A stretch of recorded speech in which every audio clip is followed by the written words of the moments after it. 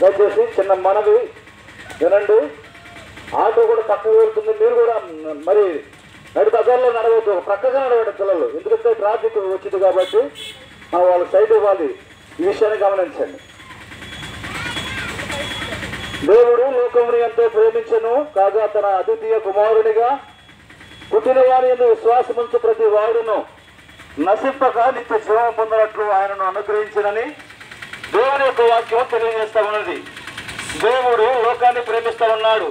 ఈ లోకములో మానవుడు అనేటువంటి వారు మరి దేవుడు మరి సృష్టిస్తూ వచ్చాడు. ప్రతి మరి నరుని కూడా యథార్థవంతులకు సృష్టిస్తూ వచ్చాడు. కానీ వారి వివిధమైనటువంటి తంత్రములు కల్పించుకొని సాధనములు చేసుకున్నారని దేవుని యొక్క వాక్యం తెలియజేస్తా ఉంది. కాబట్టి పుట్టినటువంటి మానవుడు పాపి.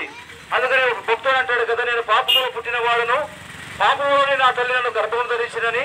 కాబట్టి ఏ వ్యక్తి కూడా మరి నీతిమంతులుగా జన్మించలేదు. అయితే ఆ పాపల కొరకై ఒక వ్యక్తి వచ్చాడు ఈ లోకానికి. ఎవరంటే ఆయన ఒక కుమారుడు కనును తన ప్రజలను వారి పాపముల నుండి ఆయన రక్షించడం కనుక ఆయనకు యేసు అని పేరు పెట్టబడను.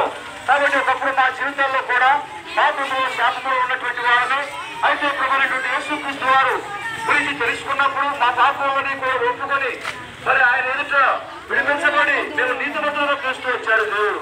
అలాంటి దేవుడు మా పాపములని కూడా క్షమిస్తూ వచ్చాడు. నువ్వు కూడా ఎలాంటి పాపములైనా ఎలాంటి దుర్మార్గం